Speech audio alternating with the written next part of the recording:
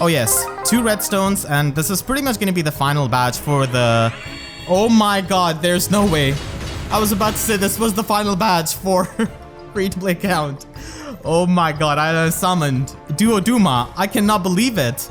In 21 summons, that is insane luck. I do not care about their IVs whatsoever. Alright, bet. Plus speed minus resistance. Yeah, pretty much possibly the worst IV that you could have on Duma. This is divine punishment. And as you all know, Soren does have his exclusive skill, Water Sweep, which no other unit has. So I kind of expected him to be a Water Ledgering unit who's green. Speaking of being green, I'm just gonna be greeted with like 3 green stones. Also would like to get male Korin, and I'm also looking for like plus speed IV cat, which I actually got. Wow, this luck. Okay, so that's out of the priority list. I was looking for a good IV cat for a really long time, and I'm gonna get my boy male Korin. Yeah, that is amazing. All right, so the luck has been absolutely fantastic, except for the minus attack IV, but. The first question is by Naoto Hex, definitely one of the most active viewers of my channel, and also pretty great player. So do you have any... Oh my god, your question is gonna give me Naga. I got spooked by her. I'm gonna try for another Naga actually. But yeah, Naoto Hex's question is that do you have any unit that you plan to pharma or reforma from Hall of Forms? I'm planning to reforma Legion, Wallheart, and Flying Nino. Oh god, another Naga. I'm sorry for interrupting a question. I'm gonna get Sue, so that is amazing. Big fan of her father, Rat. Huge fan of her father. So, oh wow, I'm gonna get Anna. Let's go. I was really hoping that Halloween could be the place where another Fallen Gustav. What's with Fallen Gustav showing up on my like main account? I've got like 3 or 4 of them at this point in like span of 2 months. He just shows up again and again. I'm gonna be choosing female Corin, because I already got Duma on the free-to-play count. And she loves telling like the scary ghost stories. Lysithia also showed up in the Winter Banner actually, so she's not from Blue Lions. Oh, speaking of Blue Lions, I'm just gonna get D2. Actually, I wouldn't mind getting Fila. She does have really high resistance, and getting more Fila means that I will just give Pegasus Flight to my maybe Sita or Claire. As I say that, Claire just shows up. Okay, that's also quite a coincidence. My Pharma plus 10 Legion is definitely... Okay, Rinka is gonna show up. Alright, I'm gonna get Phila, my first focus unit of this banner. Let's hope that she's plus speed. Never mind, minus attack. Alright, and I'm gonna get Pineapple Boy, my boy Takumi. So I actually like Takumi a lot. I'm gonna get Ascended Marita, never mind. Another sword unit. Who was better than Gregor, but still. Even like this rearmed Robin is actually a reference to the Cypher card. I mean, kinda with that dress, but they definitely toned down the dress. And I'm really thankful to them because no demonetization for me. Oh yes, let's go. Halloween Hector finally hearing my plea and showing up here, having some mercy on me. Oh, I'm gonna get Ilger. Wow. So Ilger is pretty amazing as a safe support unit. Thank you for your videos. I really appreciate the work you do for the community. Thank you for a question, and I think that... Oh, thank you for a question. I finally got a 5-star unit. Oh, young Soren, let's go. Finally, some good luck. That would be perfect. Okay. Shadows of Valentia Catria showing up. Oh yes, let's go. 5-star Claude. Don't even have to waste 20,000 feathers. Alright, so just need to get 2 more Claudes and I'm done. Oh yes. Luck is definitely showing up. I did say that the odds of getting Summer Claude on this banner are definitely not as good, but this banner trying to prove me wrong, and I'm gonna get Spring Maria. Okay, what is up with that? Oh yes, I'm gonna get Leaf, my boy, but I don't really have... Oh yes, I'm gonna get Duo Ike. Let's go. Now I can just Spark, Groom, Roy, and I was able to get pretty much all of the high priority and medium priority units. Gonna be sniping for the blue stones because... Okay, that's it. That's it. That's the plus and Claude done. Okay, Elamine is pretty good on the free summon. I'll take it. I didn't have Elamine on this account actually.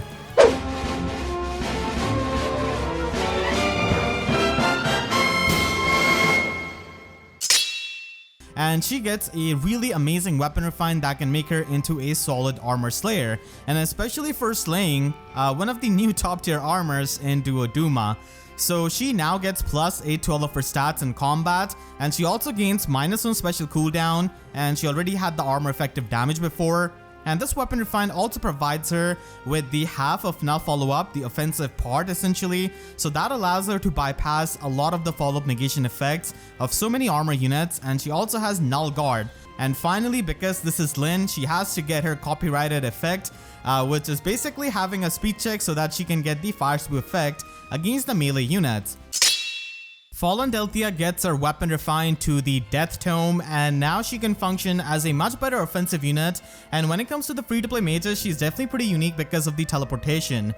So she can get +9 to all of her stats in combat, and she still has the 4 recall damage after the combat, and she pretty much has a way of lull speed resistance built into this weapon, so you don't really need to run that in her slot B. And the penalty depends on the maximum special cooldown count of Delthea, and the most useful effect out of this weapon is the fact that she can have a 2-space teleportation. Fallen Tiki gets a pretty decent weapon refined to her Raising Breath. So of course Raising Breath does have Distant Counter in it, and it also has a dragon effective damage. And with this weapon refined, she can get +4 to all of her stats, and she also has bonus doubler built into this weapon. And finally, if she has any kind of bonus active on her, then she can get the effects depending on what phase she's going to be attacking in. Yarn gets a pretty decent weapon refine, and he has got more offenses now, and he can gale force a bit better because of the effects that he can have in this refine. So he does have the cavalry effective damage, which is definitely going to be helping him in certain matchups. And the biggest unique thing about Yarn is that he essentially has this special spiral that can activate when he's below 90% HP after the combat.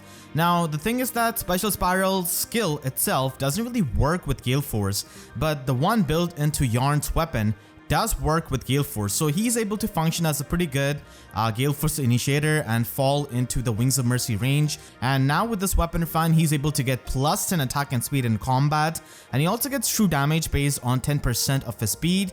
And finally, if he's transformed, he can get the guaranteed follow-up attack.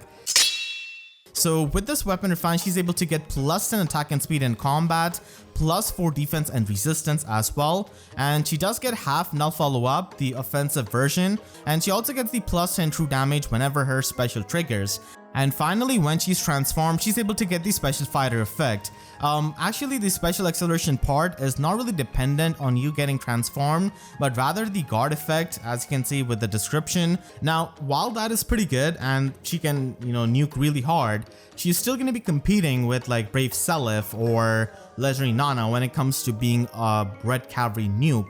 And those units, without even requiring any kind of special, are going to be doing massive damage.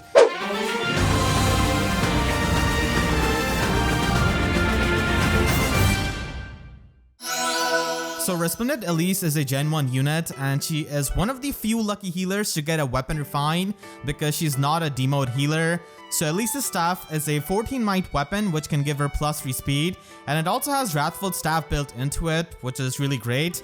And then after the combat, she can just inflict gravity effect on the target and foes within 1 spaces of that target. And the weapon refinery part is the supportive effect which she can provide to herself and also the allies only in the player phase. And the gravity effect in her weapon is actually not the worst for hit and run, especially now that we have Kanto as a status. And as it is, I would say that healers kind of do struggle in the metagame unless they provide some kind of support like Elamine, Fiorm, or like Flame. So Resplendent Jafar is a Gen 1 colorless dagger. He doesn't have the greatest stat allocation. He does have a weapon refine that's also pretty old in Deathly Dagger, so he's basically able to get 10 damage as the splash damage after the combat on the target and the foes within 2 spaces of that target. And overall, he's one of those units that you invest into because you really like him. And as someone who really likes Jafar, I've invested into him, and he needs every single stats and every single merge that he can try and get. So these Resplendent stats really help him, but still there's just way too much competition. And just to give you an idea, the Deathly Dagger now compares to a free-to-play inheritable dagger. We have Bone Carver, which basically trades the magical fire sweep effect for +5 attack and speed and just lowers the splash damage by a bit.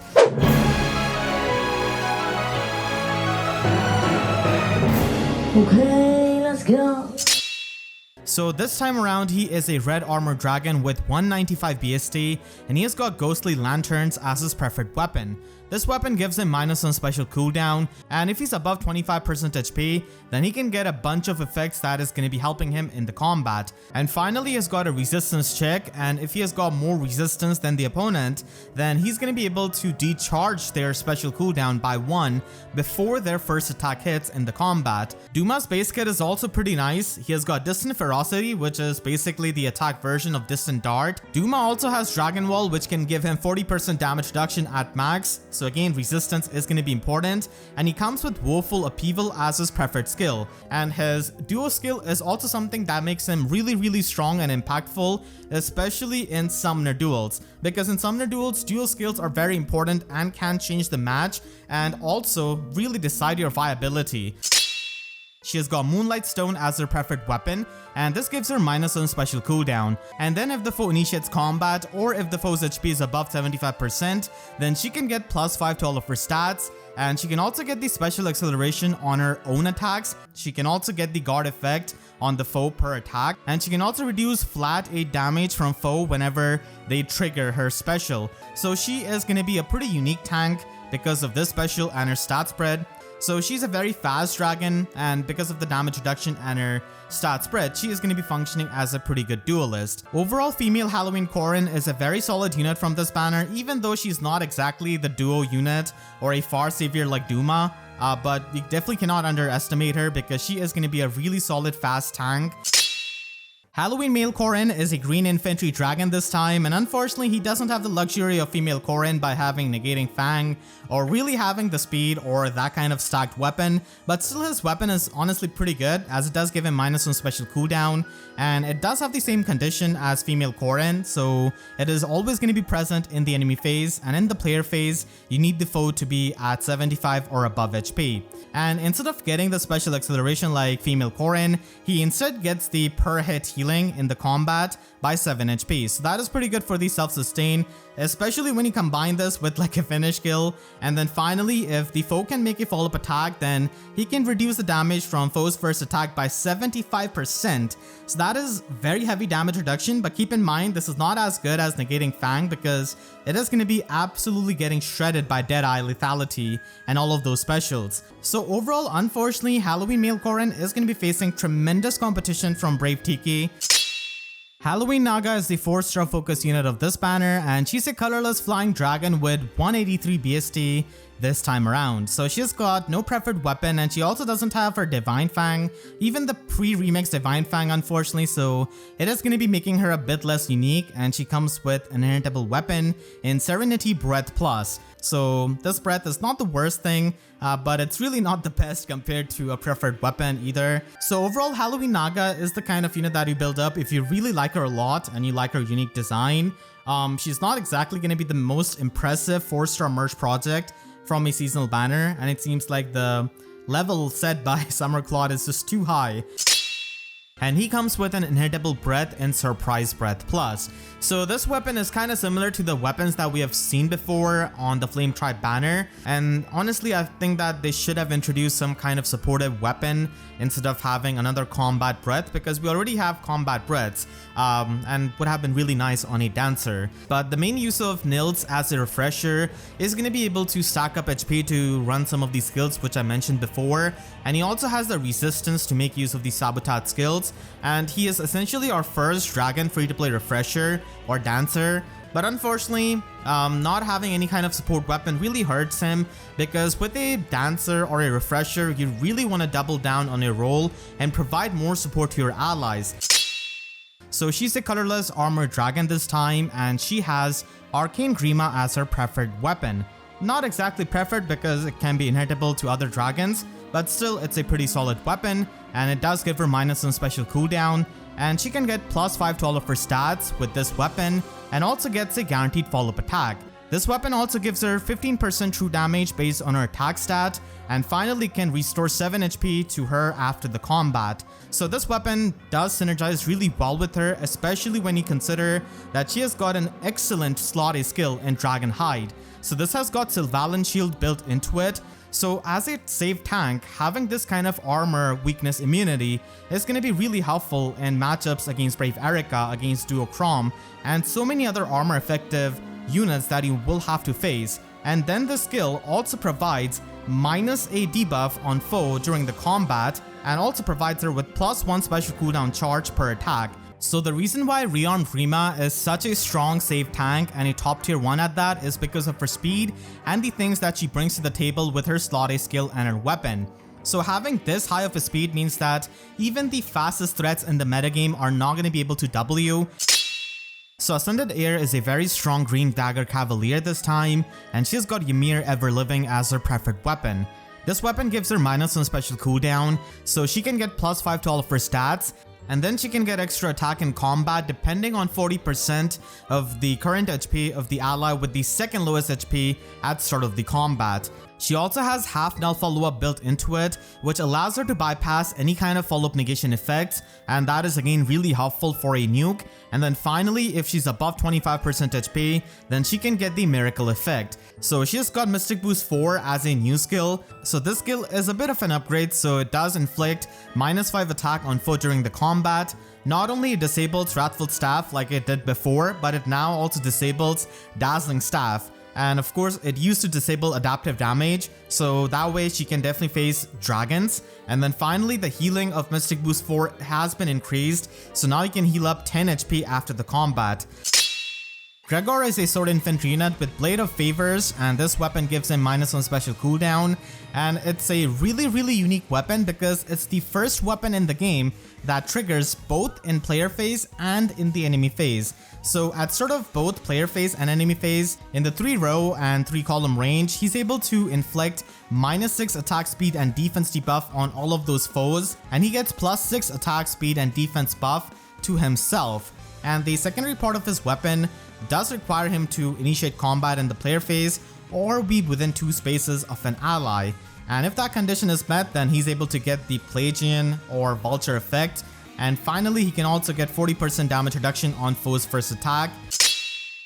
Riken is the instant demote of this batch, and that means that it's going to be miserably hard to get the copies of him, but if you do end up plus and merging him, then he can actually function as a pretty nice demote unit, not because of his, base kit or anything like that, but because of his base stats. So he has got insanely high base attack at 43, and also pretty good base speed at 39, which is workable, and both of these do have super boon. So at max investment, he can function really well, and whenever we get a good arcane green tome, he's going to be able to function really well out of the demote pool.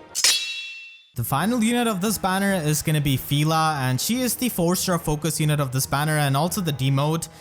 So a lot of people might be building her up as a merge project because she's a Gen 7 Lance Flyer, which means that she can actually reach 185 BST after the first merge. So she could be useful in Arena, and Arena is generally a flyer favored mode, so she could work as a free-to-play option there for scoring. And the high resistance that she has means that she can make use of Pegasus Flight and Flow Feather if you wanna, invest a bit more heavily into her. But yeah, not a lot of units can make use of Pegasus Flight as well as Fila can do, obviously, and that's why she comes with that. So he's got Defier's Lance Plus because he defies to shave his beard, and this weapon is basically the Lance version of Summer Leone's weapon. So overall, Cervantes stands out as a free-to-play unit because of being the highest scoring free-to-play unit in arena game modes with that 195 BST, and he's the modern Gen 7 armor unit that we have got, and he does have good physical bulk and attack for near safe tanking. And I would say that he mainly functions as a score stick and not as a actual combat unit. So they are our new Anima Mythic unit, finally. It's been a long time, and Arvel comes with Rite of Souls as their preferred weapon. So this weapon gives them -1 special cooldown, and at start of turn they can inflict the guard effect on any kind of foe in 3 rows or 3 columns centered on Arvel if they have less resistance than them. They can also get +5 to all of their stats and get true damage based on 20% of their resistance. And then finally, with this weapon, they can have the follow-up negation effect. So overall, this weapon is definitely pretty solid and also supports your team by inflicting the guard effect on the opponent. Arvel also has duality as their preferred skill, and this skill gives them flat +9 attack and resistance. And this preferred skill can also give them weapon strangle advantage against red, blue, and green opponents. So that is extremely good for tackling a lot of the safe tanks who are not colorless.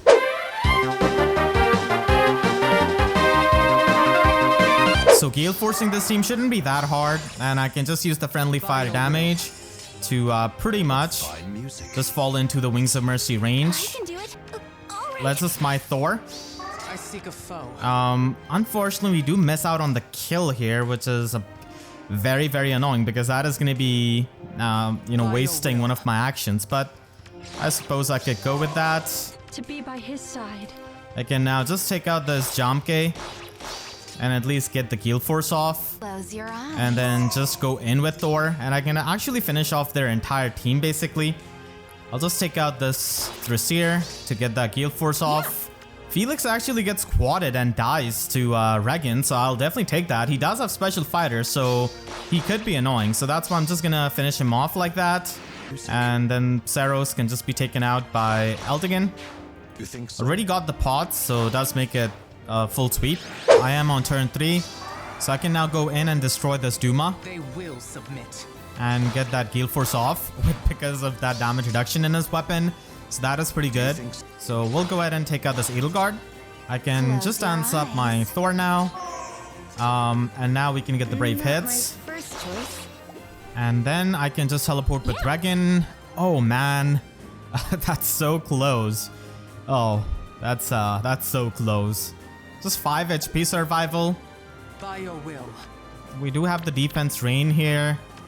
The drive attack. Understood. I guess I could go over here and just do some damage. And that way I can now just take out Ring Cupper easily and then trap their Mikoto. And yeah, we do now take out with the adaptive damage. Canto control is fine. So Mikoto cannot really do anything now. So we can just go ahead and get the pots. I can now just get the final pot over here. Why not? And then just take out this Mikoto with the brave hits. Yeah. And Regan can finish off Ocher. Canto control is a bit annoying, but I do have 2 dancers, so it doesn't really mean much because I can just do this and then retreat. So their, you know, Panic Manor is destroyed, and now I can smite. All right, so now on turn 4, I can initiate combat. Eldigan is getting the buff here. Wait for me. Yeah. And yeah, we can begin it. They will submit. Can easily just take out Eldigan here. Get that Gale Force pretty easily. I can take out this Saros over here. Yeah, since Chrom is not an option. I can now just teleport and dance up Thor. And I can also just take out this... Never mind. Just living with that 5 HP. Wow. I wish I had some kind of buff on her because that would have been enough. I can now take out this Peony and then I can just use my Dancer Eldigan. Pretty much to kill this Chrom. And even, yeah, need to be over here to kill him. Thanks to her own miracle, I can actually, you know, not kill this Salik in a single hit and get my Gale Force off. I can just dance up Thor and, yeah, the brave hit is going to be enough to take him out. I can also trap with Regan and then just get to the pots eventually. Got the final pot, and we can just take out Thrasier with Thor.